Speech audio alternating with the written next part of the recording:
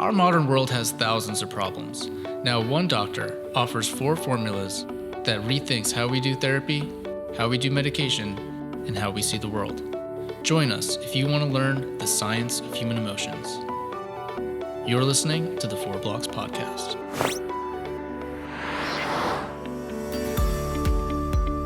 So this morning, going through the news, I've looked up what people are going to see psychologists or counselors for, and we're going to go over as many of these problems that people are going into seeing counselors about. So the first one we're going to talk about is comparing themselves to others. What this psychologist said is that they're constantly describing pressure to look or travel a certain way based on what they see others doing on their feed. In other words, Facebook, Twitter, YouTube. So, Doc, what do you say about this?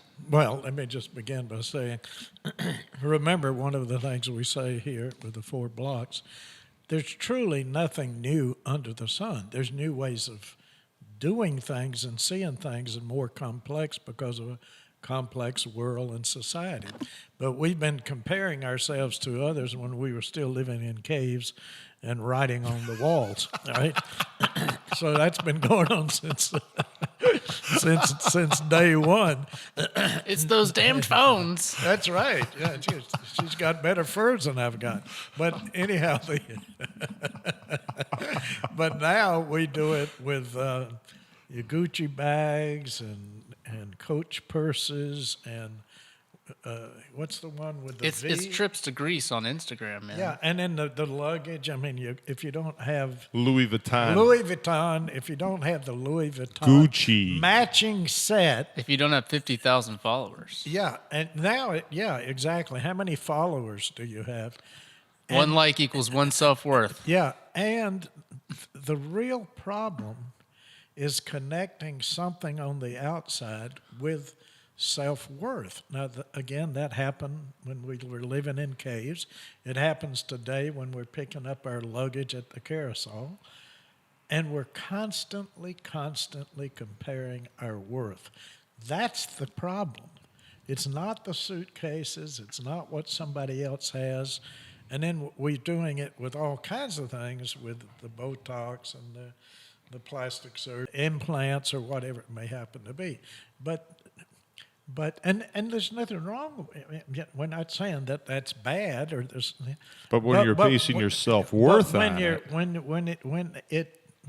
directly related, you're correct, with self-worth. I am worth more if I drive the Porsche, the Ferrari, the Mercedes, or whatever, and you are worth less. So it's a constant strive to have more things so that I can prove I think myself for the younger worth. people, it's not necessarily about the things. I think it's like a lot of people try to get their worth from being in the right relationship. Like they get a lot of validation from that, or like other life goals. My friends, I hear this all the time from the young people.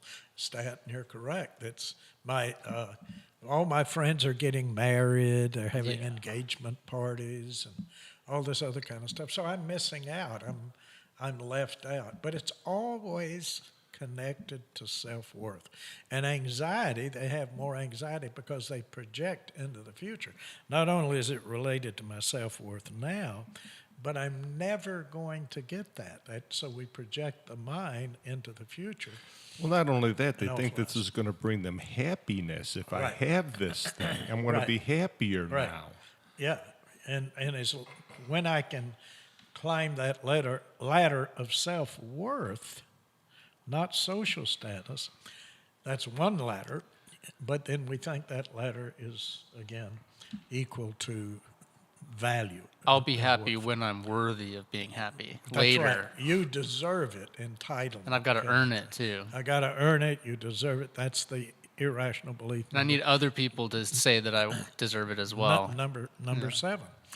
And it never stops. I mean, if you're hooked into the money, which of course we usually are in a capitalistic society, then if and I truly believe the money is doing it, then if I have 50 million, I'm not near as worth what you are if you have 100 billion. So it never stops. It never stops. It never stops. When do you get to the worth? When is it okay just being, just here? That goes now? back to what we say a lot of times is, why not just be happy being alive and with what you've got? Exactly. You can go on vacation and not have a Louis Vuitton bag or luggage and have a great right. time. Exactly. Or to the beach, which I'm going this weekend. I don't have to have a Louis Vuitton matching set to go to Longboat Key. And actually, Louis Vuitton luggage can make you a target that somebody might want to steal something from you. Exactly. I think the only counter argument is that, social status is like part of natural selection. There's benefits and resources that you acquire when you have more social status and influence. So I think that's what motivates the whole comparison to others. There's an evolutionary factor. But A belief system there that things will be better if I have these things. But Sure. it's an evolution of beliefs, Stat, but not an evolution. I mean, it isn't required you have a Coach purse to advance your species. That's in the mind. It's a belief system that has evolved in the it's human getting the mind, more but it's attractive not. mate, But evolution itself is not concerned with your luggage or choice of luggage, obviously. no, of course So, not. Doc, what would you That's my tell point, somebody too. if they came in there and said, Doc, I'm going on vacation. I don't have the proper luggage. I don't have the proper clothes to go do this thing. I don't think I can have any fun going on this thing. Yep. What about Wait, you asked me. What is the proper luggage? No, that's what I'd say. See, because I take what they say. I don't have the proper, so what's the proper luggage? I'm after your belief. Well, I have to have a Louis Vuitton bag. My friends have them, and I'm going to feel out of place because I don't have one. Yeah, well, is it because of the bag? Is it because of the snaps once you get it snapped?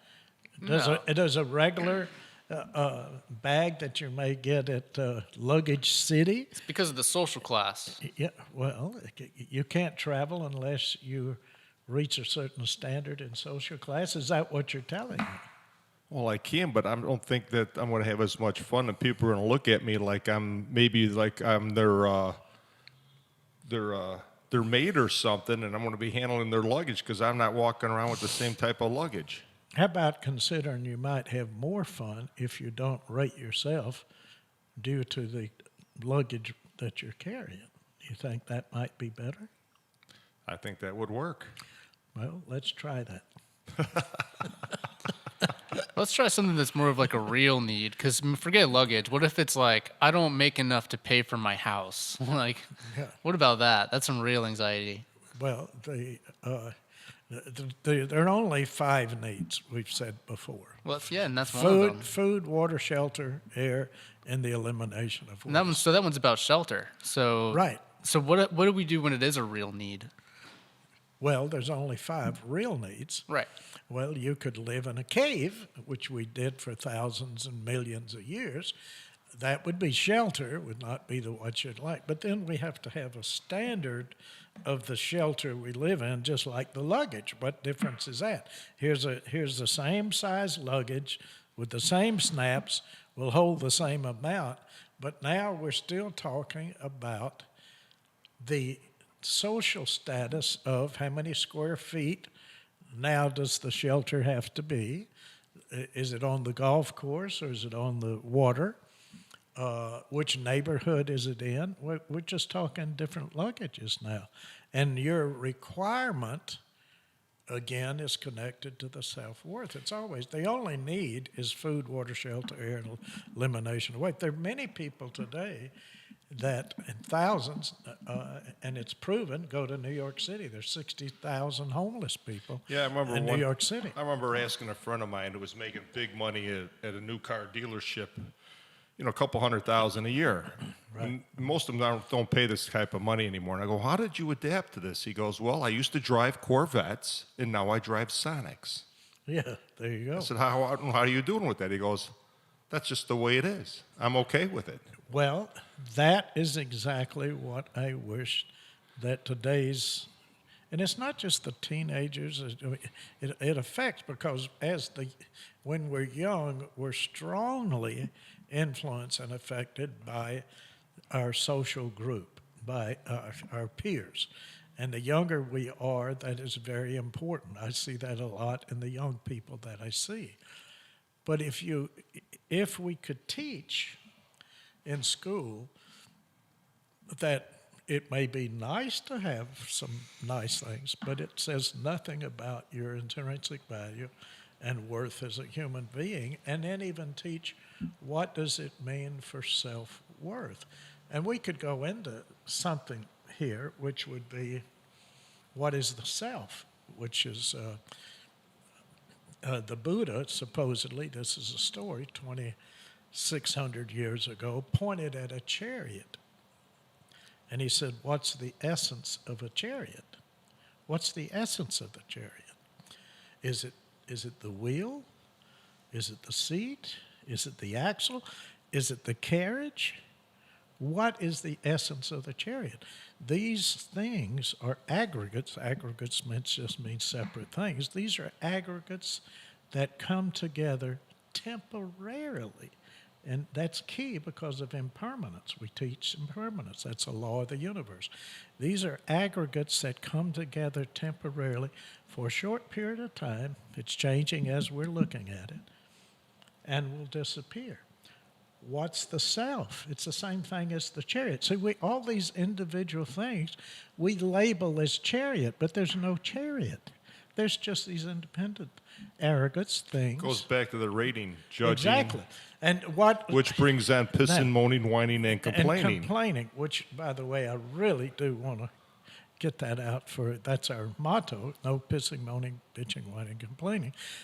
So what is the self? The self is, there are 5 aggregates that make up a human being. One is form. Form, right? I don't look at my hand and say, there's Vince. Or you don't look at your foot and say, there's Neil. Or your bones, or your blood vessels, or your sinew, or your muscles, right? You don't say, that's Neil. But, so what is a human being? It's form, it's sensation, it's feelings, it's thinking, and it's consciousness. Those are the 5 aggregates that create a human being. If you don't have those 5 things, you're not human, right? So those are the aggregates, just like the chariot. But these 5 things come together very temporarily, a moment in time that is constantly changing. But we call this a self, and then that self we get so attached to that we have to have a Louis Vuitton, or we have to have 4,000 square feet.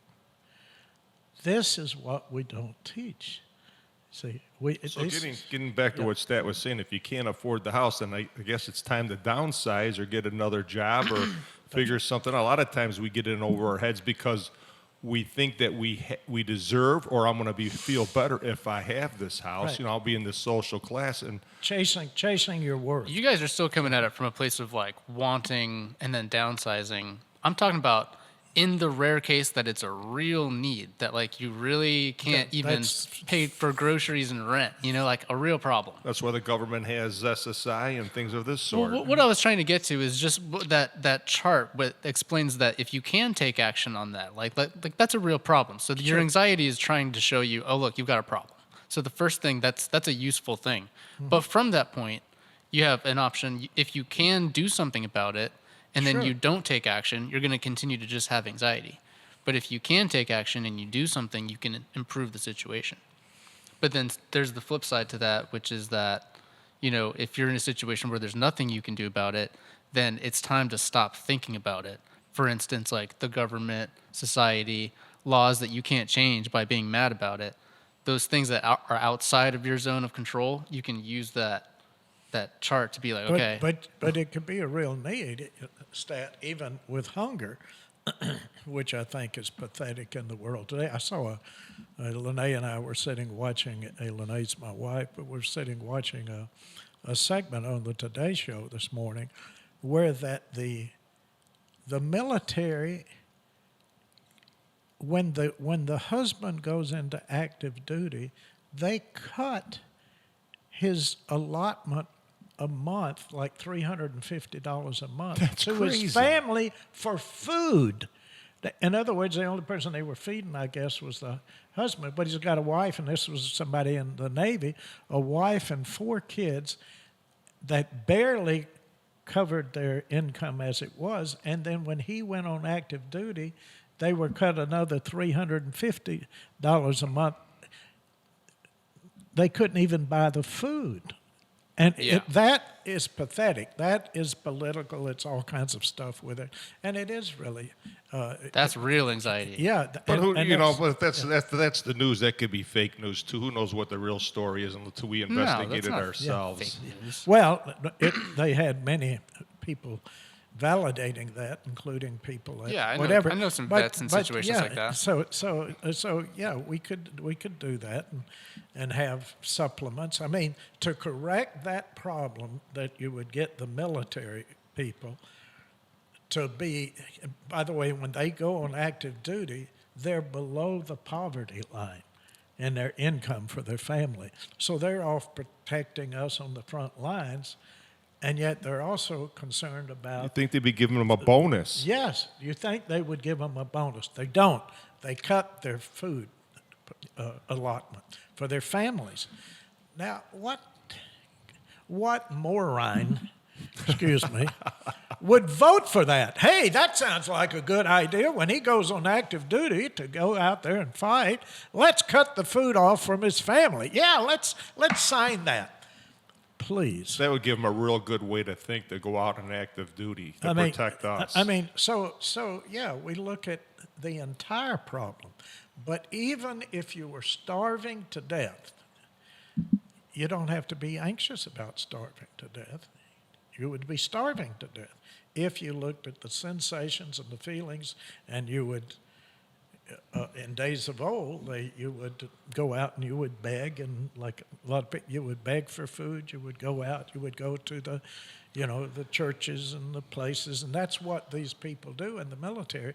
They go out to these places and churches and different communities and get subsidized, and they bring in and they give this food away. They have a certain income to give food away. So there are things to do, but they're usually not concerned about Louis Vuitton purses. Exactly. I'm just saying, I think the most important thing is pointing out that the negative emotion does not help you solve the problem. No. So if you have the anxiety about a real need, detach from the awfulizing and the resistance to the problem on an emotional level. And look for how do we... And look for practical solutions. And it's amazing on that program how the wife would sit down and every single, even their snacks were budgeted for. That's solving the problem. You're absolutely correct. But again, I didn't hear whining and moaning about their self-worth. They were concerned with feeding their children instead of their personal self-worth. Self-worth is a problem you can only have from a place of having your needs met. Self-worth is a thought and a concept. It's not a reality. You have to have surplus time to think about your self-worth, to be worried about it. And it comes from the relative mind, which is an illusion. The relative, the dialogue in your mind, you're only upset because of the dialogue. We keep saying that over and over. Because of comparison to others. Because of whatever the thought may be.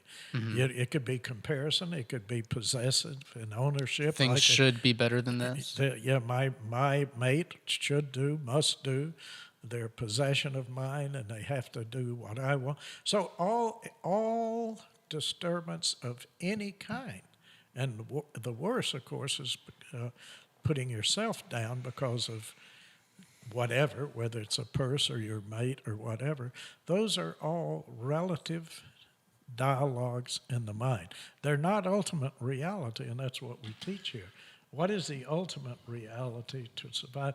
Because instead of looking, and I see this constantly, we are so geared to awfulizing, which is anxiety. We project the mind and we awfulize and catastrophize and believe we can't stand it if we don't have a certain standard. We can train people and ourselves, I say, on a daily basis, many times a day, look for awe and wonder. For us to be here, to be alive, to be conscious, to have people we care about, people we love. This is tremendous. Look at the awe and wonder of the trillions of things that had to come together, trillions of bunch for us to be here. So we can train to look for awe and wonder instead of awful, the social status and so on. We've got a few minutes left, but one of the other topics, this kind of fits right into what we're talking about, is another topic was work-life balance. According to some psychologist in Charlotte, North Carolina, people's concern over balancing work and their personal lives often stem from the unrealistic viewpoint that they can do it all. This mentally can come at the expense of oneself and often leads to Burnout, right? stress, depression, anxiety, and cause relationship issues. Yeah, it's the same thing we're talking about. Okay? And where does that come from? Their concepts of balance and work and all of this, and I have to meet that balance. They have a belief that they get value by working hard and making money. And having balancing. these things and Yeah. spending time with the family, doing the things that I want to do. Right. Where does it end? Well, as long as you believe what you think, it never ends. Believe what you experience moment by moment, because that is your life unfolding, period. And anytime you resist this moment, I don't care what it is, if you drop a banana and you're upset, you're resisting the moment. You had to drop the banana. There's trillions of reasons for you to drop the banana. And it has nothing to do with your status, your worth, balance, work. It's resisting what is.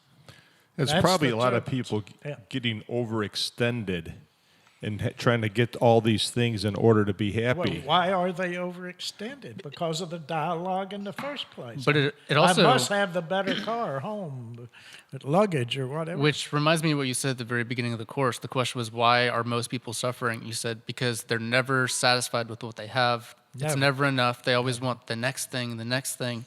So and that's the idea that something outside of you can fulfill the emptiness that you're feeling on the inside. And it's only temporary. Yeah. Yeah, exactly. That's temporary happiness. You only get it when you have that thing, and Listen, then it's gone, and you're in the same position you were before. When that Ferrari gets a dent in it. That's right. Or and worse. And it will, right? Or repoed, or whatever. Whatever. It'll get a dent, it'll get a scratch, and everything is impermanence. Now, what you were alluding to, Stat, was great, because over 3,000 years ago in the Tao Te Ching, Lao Tzu, I think it's either the first line or the second, is beautiful. He said, life is 10,000 joys and 10,000 sorrows. Now, let's suppose you only embrace, which is what happens today so much, the 10,000 joys. My life must not be inconvenience in the least. 50% of your life is suffering. Yeah, suffering. To truly enjoy life, you have to embrace all of it. Don't rate the inconveniences. Don't resist the inconveniences too. Right. Well, and if you drop the resent them. If you drop the banana or your toast burns, that's the way it should be, because that's the way it is. Or if your computer just broke, as or if you right. missed your class, or Exactly. Yeah, if your girlfriend broke up with you. That's right. As the Big Lebowski would say, fuck it, man. It's just the Yeah. way it is. Let's roll. Yeah, the dude abides. The dude abides. It's just the way it is. I can't do nothing to change it. Fuck it, man. But Let's go. Unless you embrace all of life, you're going to suffer. And today's quote, balance and self-worth, all that is trying. And I love the Stoics because they had a term for it that's beautiful. We get stuck in a velvet rut. We think everything has to be perfect. Enjoy. How did this ever come about, coming from cavemen to where we're at right now? We expect everything to go our way and be the way we want it to be. I don't get how that we ever got wired like this. Now, the cavemen could not have been wired this way. No, but they soon learned to make that comparison, and in their minds, they believed again what they thought, whatever rudimentary type of thinking it was. Once their mate or somebody that they liked looked at the other person. Then they made therefore I, so they made a non sequitur in logic, which they wouldn't know then, that said something about me, which is, no, at most it says something about him. He finds... Well, he's got a better view in his cave. His cave's a little deeper, and the smoke rolls out of it better. I want one of those. I want one of those, or it's deeper, it's bigger, it's wider, whatever it happens to be. But once, and it must have happened pretty early because we did it all the way out throughout time, and it's prevalent now so much all over. Once we did that non sequitur, this equals my worth, you're in trouble. And we do it, and I think by now it's built into the genetic DNA makeup that we are born catastrophizers, we're born raiders because of our long genetic line. We come from raiders. And we come from these ideas of self-worth and all. And we never, that's why I love the rational theory and the Zen, because never believe what you think. Always challenge and doubt your beliefs. Put them to the test. That's been said since the early days of logic and the Stoics and so on. So don't take anybody what they tell you, challenge it, including what we're saying to you. Don't just take this in as now something to believe in. I wouldn't want you to do that. I'd want you to challenge it and see and try it and see if it doesn't work for you on an individual basis. Just yesterday, I was reading something that proved what you just said. It was the study of epigenetics, how every experience you have, your DNA stores it. Yes. And passes it on, when you have kids. So, you do have your grandfather's experiences and so on and so forth for, a really conceivable amount of time. So it takes work to kind of undo the automatic response, because your automatic response is going to be anger, anxiety, depression, and guilt, No matter what. egocentric thinking, rating, comparison to others, etc. The one thing Deepak Chopra called attention to, I'm not real wild about everything Deepak says, but... That's rating. It yes, doesn't matter. That was rating behavior, though. We're not rating, but yeah, it was his behavior, not him. I'm fine. I hope he's happy for 1,000 years. But one of the things I thought was excellent, what he had pointed to, and he's an endocrinologist, therefore more training to make these comments, is that he said when you change the way you think, you change at the cellular level. And so what we're saying to you, no, it's not easy. You can't read a book or wave a magic wand. It's a life practice. You change the way you think. You change at the cellular level. The other reason that's true is because when you think a thought, your neurons have to bind together with the protein. They literally create pathways that make it easy to think the thought again and then again. And every time you think conditioning, you have a cognitive thinking habit. And every time you think, your body creates a chemical response to that thought. So if you think something that creates a stress response, your body actually gets addicted to the stress response, and then your body will be feeling bad, and you'll be like, why do I feel bad? And then you'll find those pathways of stress again. You'll find what you were anxious about. You'll find what you were angry about, and you'll start it up all over again because you have a pathway for it. And so when you do create a new path, like you said, you are literally changing at the cellular level. You literally have to create a new path in order to think a thought. Yeah, and if you don't, I have people come in all the time, and their boyfriend or girlfriend, and they're trying to drag them in. They say, well, but they somehow, I had a woman yesterday, an attorney, and her boyfriend, he's got everything figured out. You don't want to get wrapped up in somebody that has all the answers. Please, let me advice right up front. But that's the point. If you don't change the way you think, you can't change the way you feel. It's impossible. That's what we're here for. And I'd like to carry this on because this is how addiction gets started. First, we do it because it's fun. We like it, whether it's alcohol or cigarette. We come home, we have a glass of wine, we have a cigarette, and then we just do it to feel good. Not only just to kind of relax at the end of the day, but hey, that felt good and I'll do it. And then addiction gets You Pavlov yourself into doing it all the time. All the time. I've been there. All the time. Yeah. All right.